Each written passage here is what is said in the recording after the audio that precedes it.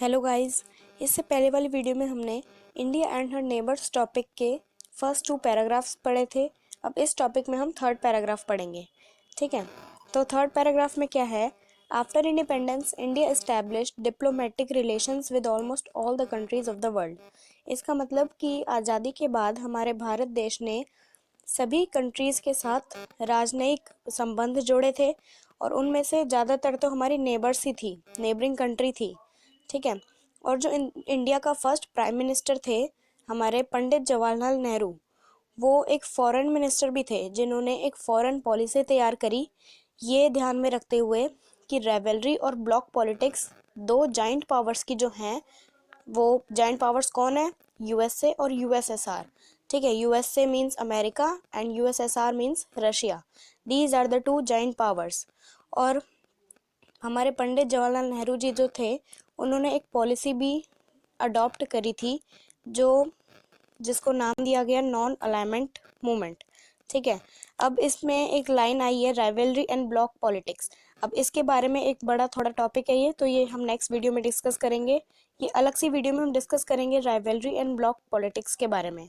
ठीक है, अभी हम आगे देखते हैं, इन नॉन अलाइनमेंट मूवमेंट के बारे में देखते हैं।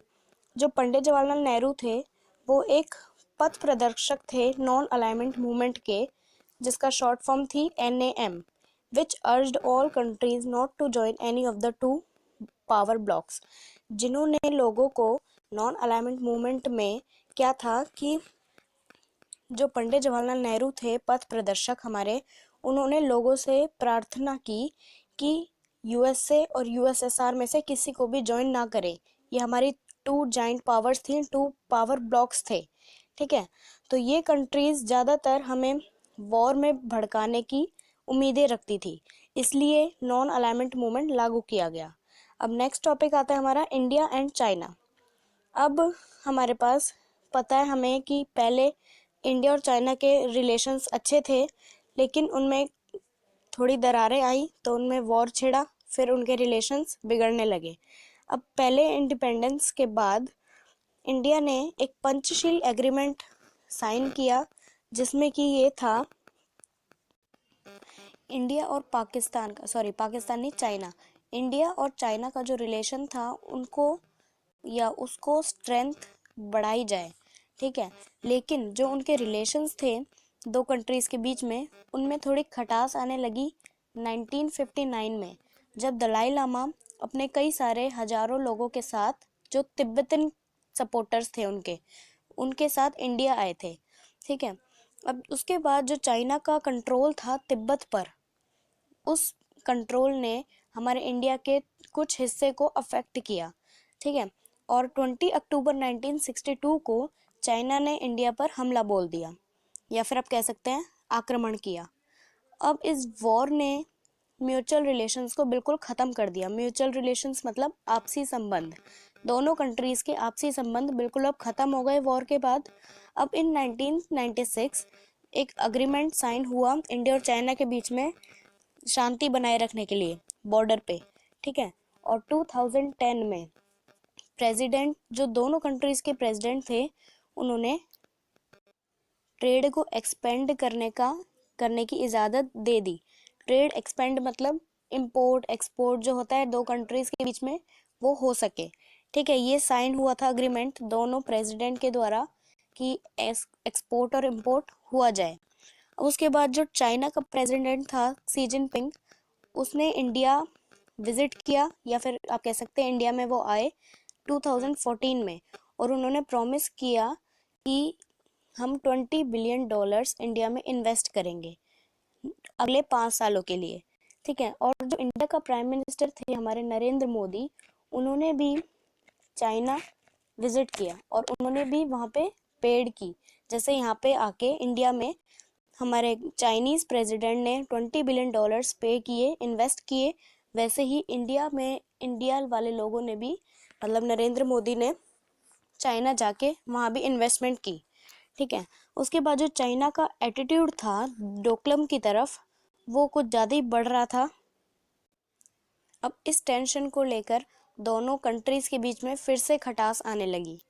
ठीक है, अब हमारा दूसरा टॉपिक आता है India and Pakistan. India and Pakistan, अभी हमने पढ़ा इंडिया और चाइना के रिलेशनशिप के बारे में, अब हम पढ़ेंगे इंडिया एंड पाकिस्तान के रिलेशनशिप के बारे में। चाइना का तो बहुत कॉमन नहीं था, लेकिन इंडिया और पाकिस्तान का तो बहुत कॉमन है, आप सभी जानते हैं। The people of India and Pakistan have common history and cultural heritage, but there have been differences between the two countries. अब इंडिया और पाकिस्तान के जो लोग हैं उनकी एक कॉमन हिस्ट्री है, सभी जानते हैं, ठीक है, लेकिन उन दोनों के डिफरेंसेस भी बहुत सारे हैं। जब उनके बीच में वॉर्स हुए 1965 एंड 1971 में, तो जो पाकिस्तानी ट्रूप्स थे उन्होंने बटालिक और कारगिल रेंजेस पर वॉर किया, जो कि कश्मीर में थे। हमारी इंडिया की आर्म्ड फोर्सेस थी, उन्होंने बहुत अच्छी तरह फाइट करी उनसे एक हीरो की तरह। कब? 1999 में। जब तक उन्होंने वॉर किया तब तक वो रेंजेस पे अपना कब्जा ना हटा लें, ठीक है। उन्होंने तब तक वॉर किया जब तक पाकिस्तान के लोग इंडिया से अपना कब्जा ना हटा लें। The two countries continued their composite dialogue to improve bilateral relations. अब इन दोनों कंट्रीज ने कंपोजिट डायलॉग करना कंटिन्यू रखा, बातचीत संबंध को इम्प्रूव करने के लिए। बिलेटरल रिलेशनशिप मतलब बातचीत संबंध, including bilateral trade and the exchange of artist. Bilateral trade तो आप जानते ही होंगे, एक्सपोर्ट इम्पोर्ट, और एक्सचेंज ऑफ आर्टिस्ट मीन्स जैसे यहाँ के कुछ लोग क्रिकेटर्स हो गए, हीरो हीरोइंस हो गए, एक्टर्स एक्ट्रेसेस, ये अलग अलग कंट्रीज में विजिट करते रहते हैं, तो इन्हीं को आर्टिस्ट के रूप में यहाँ पे कहा गया है। लेकिन कश्मीर का जो कश्मीर का एक वैलिड असेशन था, मतलब अच्छा व्यवहार था इंडिया की तरफ, वो कभी भी पाकिस्तान को समझ नहीं आया, या फिर पाकिस्तान ने वो कभी नहीं माना। इससे ज़्यादा पाकिस्तान ने जो सपोर्ट और फाइनेंशियल एड टेररिस्ट को दी, वो बढ़ती जा रही थी, बहुत ही ज़्यादा बढ़ रही थी वो टेररिस्ट का सपोर्ट पाकिस्तान की तरफ से। टेररिस्ट मीन्स आतंकवादी, ठीक है। उसके बाद कई सारे प्रस्ताव समझौते हुए जिन्होंने दो टाइम पीरियड्स के बीच में टेक प्लेस किया, जैसे, लेकिन जो कश्मीर था उन दोनों के बीच में वो फंसा रहा, मतलब ऐसा समझ लो कि वो फंसा रहा दोनों के बीच में, इंडिया और पाकिस्तान के बीच में। अब उसके बाद नेक्स्ट टॉपिक आता है हमारा आर अदर नेबरिंग कंट्रीज, बाकी जो हमारे पड़ोसी देश हैं उनकी बात है यहाँ पे। अब यहाँ पे लिखा है we have adopted a policy of good will towards our other neighbouring countries, for example Bangladesh, Nepal, Sri Lanka and Bhutan etcetera. इसमें लिखा है कि चाइना और पाकिस्तान के अलावा भी ऐसे कई कंट्रीज थे जिनके साथ हमारा रिलेशनशिप था, जैसे बांग्लादेश हो गया, नेपाल, श्रीलंका, भूटान, ठीक है, ये सारे हमारे नेबरिंग कंट्रीज हैं। इनके साथ भी इंडिया का एक अच्छा रिलेशनशिप था, रेपुटेशन अच्छी थी उनकी तरफ भी, ठीक है। अब इंडिया ने जो फाइनेंशियल असिस्टेंस थी वो बढ़ाने की कोशिश करी इन सब के साथ, for the implementation of many projects related to health. मतलब इसका मतलब है कि इंडिया ने बाकी सारी कंट्रीज के साथ हेल्थ, एजुकेशन, साइंटिफिक डेवलपमेंट की शेयरमेंट की, ठीक है। अब यही है, इस पैराग्राफ से हमें पता चलता है कि इंडिया के सब कंट्रीज के साथ कितने अच्छे रिलेशनशिप थे। Next topic is looking to the future. Future की बात सोच रहे हैं अब। India is a vast country and the world's largest democracy. ये आप सभी जानते हैं, इंडिया एक बहुत बड़ा कंट्री है और सबसे ज़्यादा इसमें आर्टिकल्स वगैरह हैं, और ये बहुत बड़ी डेमोक्रेसी भी है। अब जो लास्ट 7 डेकेड्स थे, लास्ट 7 डेकेड्स मीन्स 70 ईयर्स, अभी जो हमारे 70 ईयर्स बीते हैं इंडिपेंडेंस को, India has been able to achieve a lot in various spheres. However, challenges still exist and have to met successfully if India is to be counted as a world power. जैसे कि challenges अभी भी India के सामने कई सारे हैं, ऐसा नहीं है कि इसमें हमने 2-4 चैलेंजेस पढ़े, रिफ्यूजमेंट, डिस्प्लेसमेंट और आइडेंटिफाइंग अ नेशनल लैंग्वेज, ये सब के अलावा, इन सब चैलेंजेस के अलावा भी अभी भी इंडिया के सामने कई सारे चैलेंजेस हैं जो वो जल्दी से जल्दी उसमें सक्सेसफुल हो रहे हैं। कौन? इंडिया वासी, भारतवासी, ठीक है। अब इंडिया जो है वो एक वर्ल्ड पावर माना जाएगा, फ्यूचर में वर्ल्ड पावर के रूप में काउंट होगा इंडिया। ठीक है, अब उसके बाद आता है we have many socio economic problems. हमारे देश में सोशियो इकोनॉमिक प्रॉब्लम्स हैं। सोशियो इकोनॉमिक्स प्रॉब्लम्स मीन्स समाज में हमारी आर्थिक व्यवस्था, आर्थिक परेशानियां बहुत ज़्यादा हैं, लेकिन हम इस पे भी अभी काम कर रहे हैं। हम ये मानते हैं कि हमारे देश में लीगल प्रोविजंस और गवर्नमेंट इनिशिएटिव हैं, बहुत ज़्यादा हैं, लेकिन सिर्फ यही काफ़ी नहीं है। हमारे देश में, एक देश को आगे बढ़ने के लिए इकोनॉमिकली भी स्ट्रांग होना चाहिए।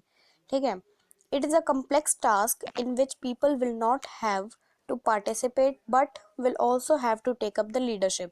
ये एक बहुत मुश्किल टास्क है लोगों के लिए, जिसमें लोग पार्टिसिपेट नहीं कर सकते लेकिन उसको लेड कर सकते हैं।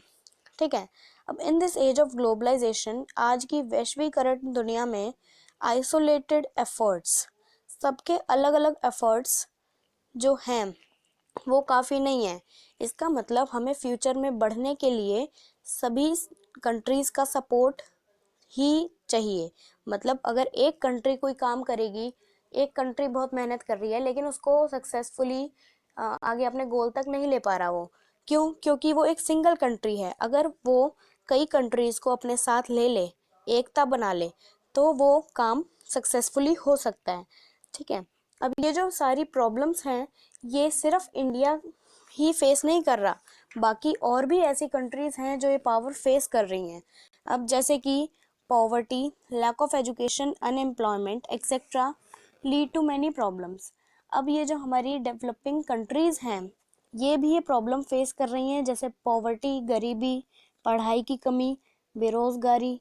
ये सारी प्रॉब्लम हमारे डेवलपिंग कंट्रीज़ में है, जो कि बहुत एक बड़ी प्रॉब्लम है।